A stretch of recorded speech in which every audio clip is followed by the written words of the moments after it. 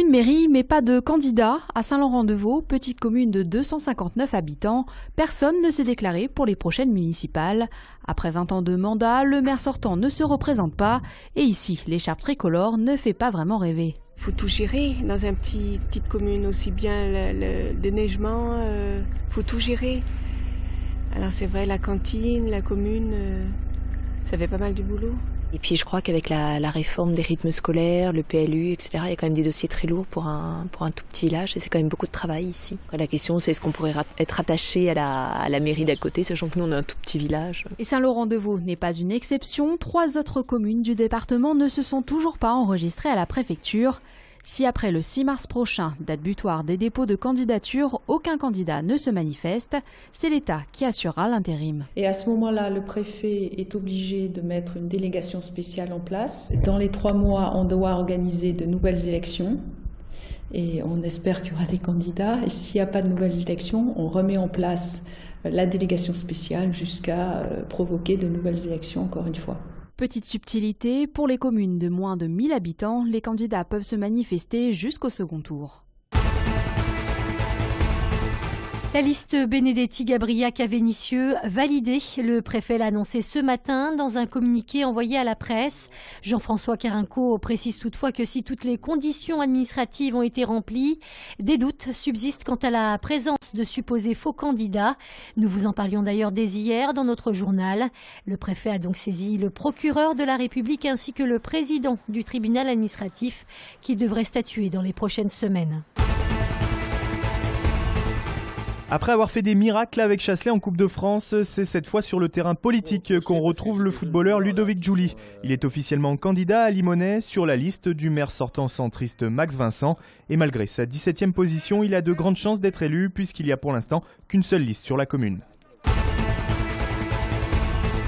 Inauguration ce matin de la première tranche de travaux de la rue Garibaldi sur l'axe Vauban-Bouchu. Promenade piétonne, aménagement mode doux, tout a été fait pour casser l'image de ce qui ressemblait avant à une autoroute urbaine.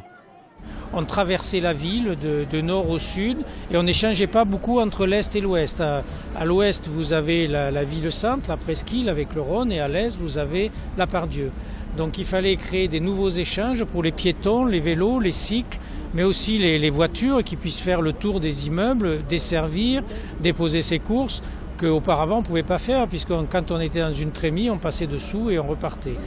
Le coût global de l'aménagement de la rue Garibaldi est évalué à 67 millions d'euros. Autre grand chantier de ce quartier, la Tour In-City, que les Lyonnais voient s'élever rapidement. Une visite était aussi organisée ce matin. On est en cours de réalisation du 15e étage pour ce qu'on appelle le noyau, c'est-à-dire le centre de la tour. Et les planchers sont au 12e étage. On n'est pas encore tout à fait arrivé à la moitié de la tour, puisque la tour comporte 39 étages. Et nous, en termes de planning, pour l'instant, pas de difficulté particulière, puisqu'on a à peu près un mois d'avance sur notre planning. La livraison de la Tour In-City est prévue pour octobre 2015.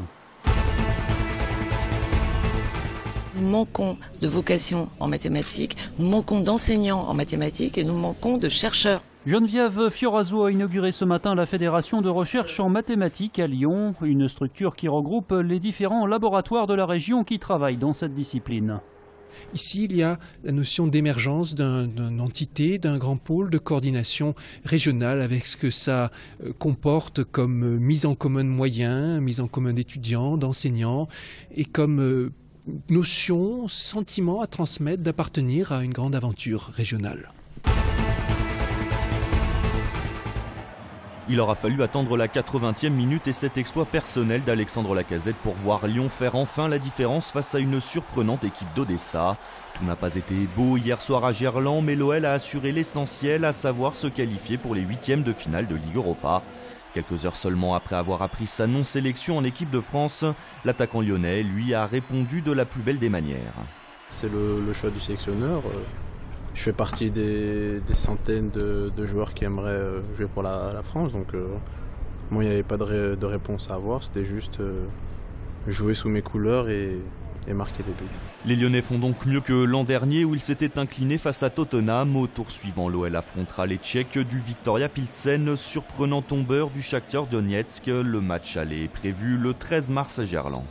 On a tous envie d'aller le plus loin possible. On n'avait pas réussi à franchir cette étape l'année dernière. Cette année, c'est mieux.